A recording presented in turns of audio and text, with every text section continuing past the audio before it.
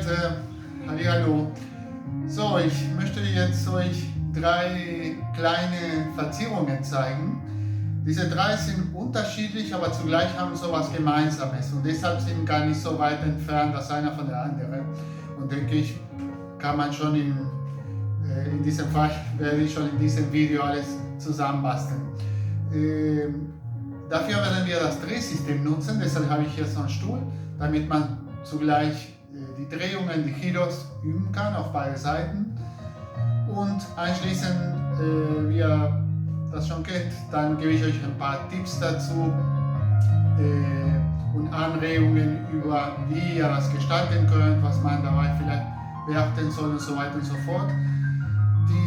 Wie zumindest die Leute, die schon ein bisschen länger tanzen, wie ihr gut wisst, ist unheimlich wichtig und in diesem Fall geht es nicht darum, nur ob das visuell auch gut aussieht oder nicht, was natürlich auch schön ist, beziehungsweise man wünscht sich schon, dass etwas gut oder schön aussieht, aber auch, weil es darum geht, dass letztendlich, wenn wir tanzen und unterschiedliche Bewegungen machen, dass wir uns auch dabei, also wir selber und unser Tanzpartner oder Tanzpartnerin auch sich dabei wohlfühlt. Ne? Weil das ist oft so, wir merken das nicht, aber alles, was ich, sag ich mal so, während ich tanze mit irgendjemandem, alles, was ich dabei in Anführungszeichen falsch mache, aber vor allem Technik gesehen, wo ich mich dabei nicht gut bewege, oft provoziere ich als Konsequenz, ist für meinen Tanzpartner oder Tanzpartnerin auch in dem Moment eher negativ, weil die Person eventuell kompensieren muss, was ich nicht gemacht habe oder andersrum, was ich doch gemacht habe, aber nicht richtig war. Und deshalb ist unheimlich wichtig, uns zu merken, warum eben wichtig ist, technische Sachen zu machen und nicht nur das Tanzen an sich. Wir sehen am Ende immer so ein Endprodukt, aber damit das entsteht, muss man wohl davor ein paar Sachen machen, und zwar jeder selbst, ne? Damit wir danach mit unserer Tanzpartner oder Tanzpartnerin das noch besser machen können. Gut, ich zeige mal die 3 Ideen vor.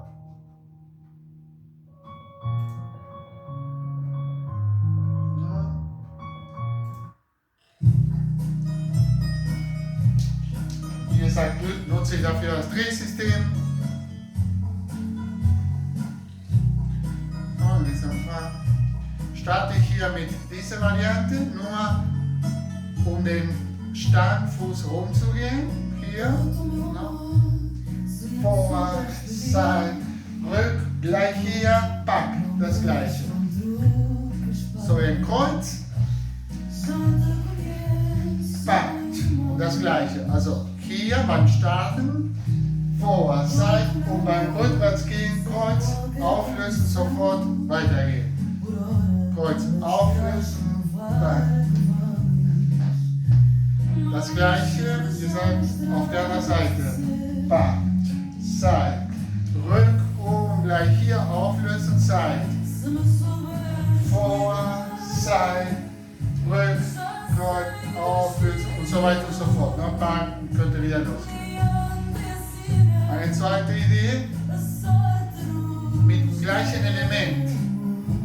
Das aber hier mit Knie hoch.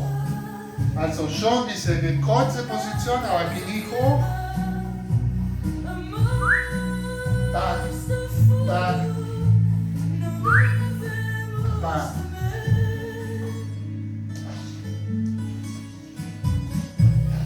Das gleiche auf der anderen Seite. Beginnt gleich. Beginnt gleich mit dem Drumherum, jetzt hoch.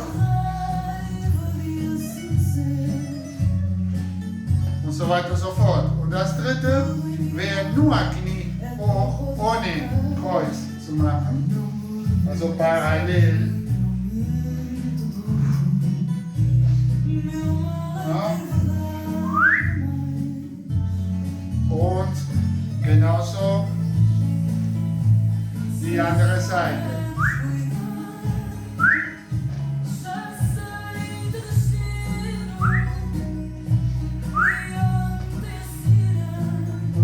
und so fort. In diesem Fall, also wenn ihr danach das mit dem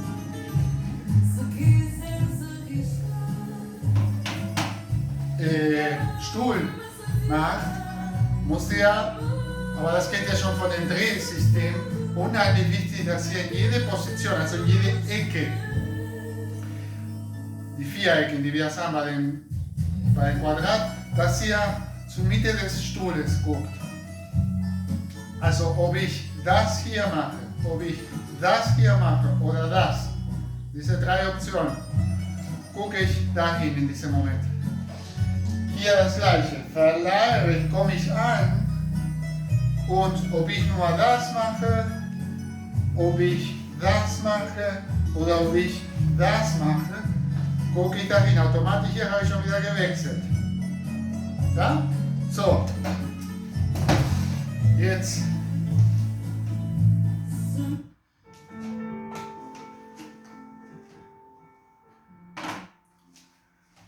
Jetzt zu den technischen Aspekten. Fangen wir von vorne an, ne? Mit Variante 1, dann Variante 2, Variante 3. In diesem Fall, wenn ihr startet, steht ihr am Anfang in einer geschlossenen Position. Ja? Und in diesen drei Fällen, also die drei verschiedenen Optionen, die wir hatten, jetzt reden wir von einer Situation, wo der Tanzpartner oder die Tanzpartnerin nicht direkt hier vor mir steht, so wie hier jetzt vor der Kamera, also ich gucke zu euch, sondern es steht entweder hier oder da, also versetzt. Das heißt, mit dem Torso gucke ich dahin oder dahin. Ja? Und das wäre zum Beispiel vor allem wichtig in dem Fall, wo ihr zum Beispiel den Knie hochgeht. Weil wenn die Person hier wäre, dann würde die Person treffen. Ja, und das wollen wir nicht. Deshalb reden wir auf jeden Fall von Situationen, wo wir versetzt sind. Ob wir gerade eine Drehung machen oder nicht, das ist was anderes. Ja, nur wir nutzen das schon aus, weil es sehr gut dazu passt, die Drehung zu nutzen. Aber das ist eine Sache jetzt, dass ihr euch schon gleich merken könnt. Ne? Wir gehen davon aus, von einer Situation, dass der Tanzpartner oder Tanzpartnerin versetzt steht. So, jetzt die Position nochmal. Ihr steht in geschlossener Position und die Füße bitte jetzt nicht so parallel, also ganz gerade, sondern immer diese kleine V-Position, damit wir hier Beckenbereich öffnen. No, vielleicht kommen wir ein ganz bisschen nach vorne, ja, damit wir den Beckenbereich öffnen. No, wenn ihr, das könnt ihr gleich für euch probieren, falls ihr das nicht kennt. Wenn die Füße parallel stehen und dann könnt ihr das ausprobieren, dann wenn ihr euch hier anfasst, no, also in Ingle, da werdet ihr merken, dass das hier sich schließt. Und wenn ihr eine leichte Position nach außen sucht, also V-Position, das befreit sich hier, bzw. öffnet sich das hier und das ist auf jeden Fall besser und steht wieder stabiler. So, aus der Position, und zwar auf beide Seiten. Ne? Zuerst stellt ihr das Gewicht auf einem Bein, egal welchen jetzt. Ne? So, ich stehe jetzt gerade auf links zum Beispiel, ne? Aber in diesem Fall heißt, als ob, genauso wie der vorher Stuhl, ist auf der Seite. Und jetzt mit dem Fuß fangen wir mit der ersten. Ne? Gehe ich um meinen Standfuß herum. Jetzt schon gleich hier, ich zeige das so seitlich vor, vielleicht kommen wir ein bisschen näher. Muss ja besonders, wenn zum Beispiel Frauen, ich sage jetzt Frauen, weil mir ist egal welche Rolle, aber jetzt sage ich spezifisch Frauen, wenn ihr zum Beispiel Schuhe mit höheren Absätzen habt, ja, mit höheren Absatz. Hier, was ich jetzt tue, ist, ihr habt aber zwei Optionen. Was ich gemacht habe, ist das. Beziehungsweise abrollen mit dem Fuß nach vorne, habe ich noch Kontakt mit den Zehen, mit dem Boden und gehe ich leicht um meinen Standfuß rum, beziehungsweise nah dran an meinen Fuß. Nur hier, wie gesagt, wenn ihr einen höheren Absatz habt, müsst ihr besonders achten, dass ihr tatsächlich das so tut, beziehungsweise Knie richtig nach vorne, so dass der Fuß abrollt, damit der Absatz nicht in Kontakt mit eurem Standfuß kommt. Na, weil das kann natürlich ein bisschen doof sein und man könnte unter Umständen könnte man sich, wenn man das ein bisschen ungünstig macht, könnte man natürlich sich dabei ein bisschen also nicht nur wehtun, man könnte sich tatsächlich so schneiden, ein bisschen, wenn man ein bisschen Pech hat oder ein bisschen zu brutal macht. Das ist also eine Sache, die auf jeden Fall, jetzt wie gesagt, falls ihr mit Höhenschuhe übt, was auch gar nicht schlecht ist, weil tatsächlich, wenn ihr danach irgendwann wieder zum Milonga gehen könnt oder irgendwo mit jemandem tanzen und mit Tanzschuhe, dann wäre eine Sache, die man schon beachten soll. Das. Oder, also wie gesagt, auf jeden Fall also Knie nach vorne, Fuß abrollen und geht hier quasi, da habe ich nur Kontakt mit den Zehen in den Boden.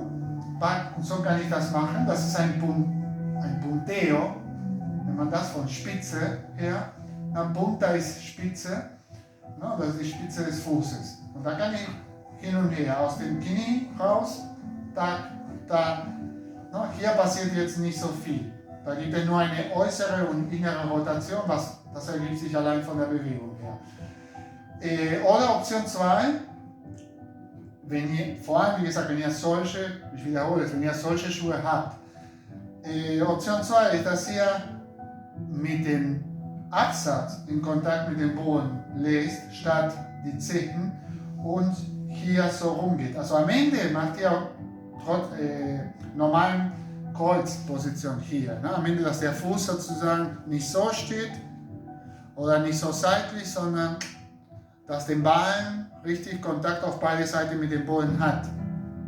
Ja? Würde ich hier locker lassen, das Bein fällt so ein bisschen so zur Seite. Seht ihr, so wie warte ich auf den Bus. Back. Aber richtig ist das. Dafür muss ich bewusst, also mit dem Fuß jetzt, meinen rechten Fuß bewusst den Ball genau in der gleichen Position lassen wie der andere, wo ich sowieso stehe jetzt. Ja? Also das heißt, Anfangsposition, wenn ihr Absätze habt und ihr diese Option lieber nicht machen wollt, dann wäre diese. Absatz in Kontakt mit dem Boden, also jedenfalls nicht in der Luft. Kontakt mit dem Boden schon, aber ein leichter Kontakt mit dem Boden hier mit dem Absatz. Und jetzt, während ihr ins Kreuz geht, rollt ihr ab in die andere Richtung, sodass am Ende, wie gesagt, das passiert. Ja, das wäre die Option 2. Und das ist natürlich, hier wäre das gleiche. Torso guckt ganz minimal in eine andere Richtung und ihr tut Variante 1 oder Variante 2, wäre mit dem Absatz.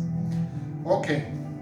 Jetzt die Variante 2 von der Verzierung her, die sozusagen gleich startet.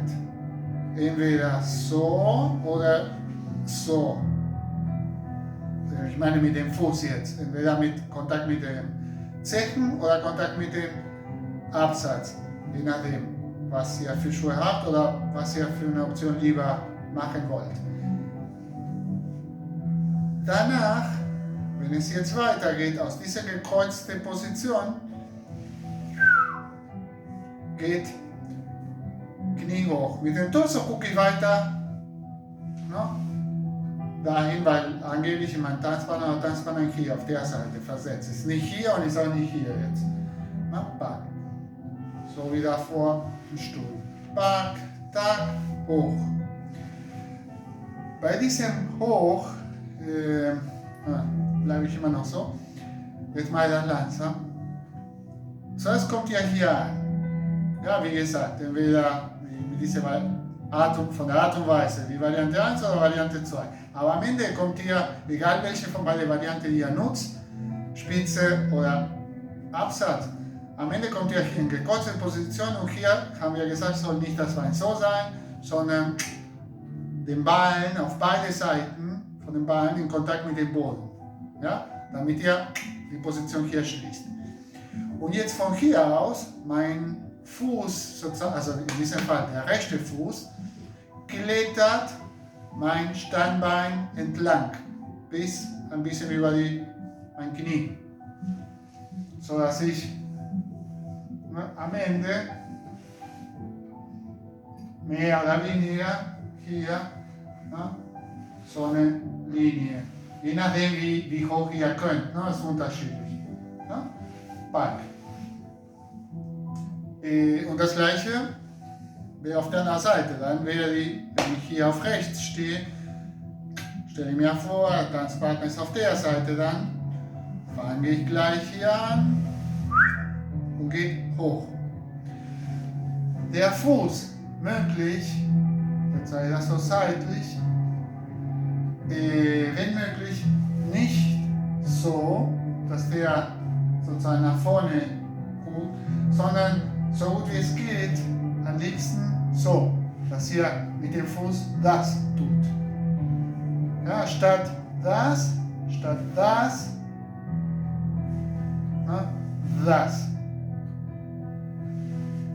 Con der Fuß und statt das. Aber das ist mehr sozusagen so eine visuelle Sache. Ja, aber sieht in der Regel hier frontal, merkt man das nicht so sehr, ob ich den Fuß nach vorne oder weiter nach hinten habe. Aber besser ist, also jedenfalls visuell her, ist besser diese Tendenz zu nutzen. Also hier und tack, genau auf der einen oder auf der anderen Seite. Und wie gesagt, immer diese Tendenz, aber dafür müssen wir sozusagen selber was machen. Das hat nichts, angenommen wenn ich folgende jetzt, das hat nichts mit der Führung zu tun, wie ich das mache. Und wenn ich Führender bin, ob ich das so oder so mache, natürlich hat auch nichts mit der folgenden zu tun, wie ich das mache. Da muss ich selber dafür sorgen, dass ich hier immer diese Tendenz von Schließen habe. Wenn ich hier locker lasse, geht das Bein gleich sofort nach außen.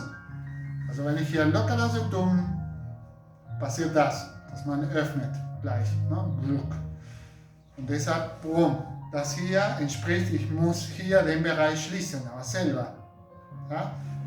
So, und die Variante 3 war im Grunde auch, also ohne dass wir dabei ein Kreuz machen, sondern ein Parallelsystem.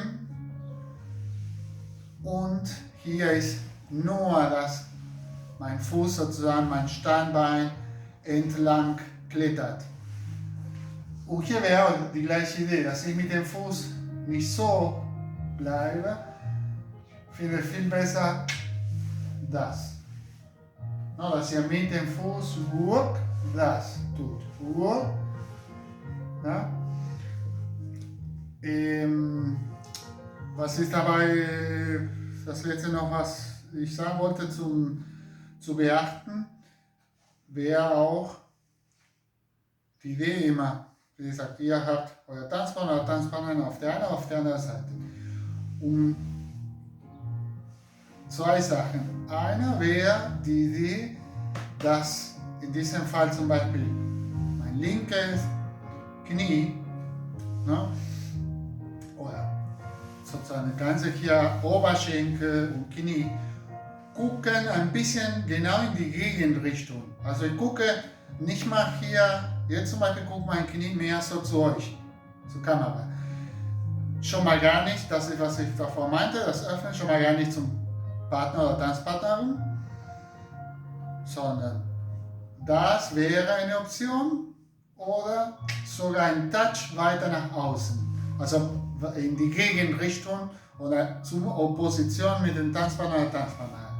Back. Also diese Kombination, das mit dem Fuß, ein Akzent hier und eher nach außen. Back, back, back, back. Und zuletzt, weil das ist auch eine Sache, die jetzt kommen wir ein bisschen näher, die sehr typisch ist, egal ob das, also mit gekreuzte oder das, was hier, jetzt mache ich falsch, was hier typisch ist, dass man dabei das tut, dass die Hüfte hoch geht. Und das soll aber nicht passieren. Na, das heißt, das ist von der Hüfte aus, aber die Hüfte bleibt parallel zum Boden, nicht das.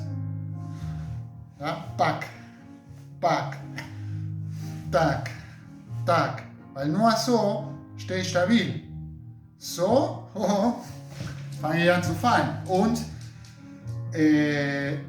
weil ich mit irgendjemandem in Kontakt bin, dann falle ich nicht alleine, dann fällt die andere Person auch. Das ist das Problem dabei. Darum ist so wichtig, finde ich, dass wir uns kümmern, zu gucken zuerst, was wir alleine und wie wir alleine was machen, weil letztendlich hat immer eine Konsequenz auf unser Tanzpartner oder Tanzpartnerin.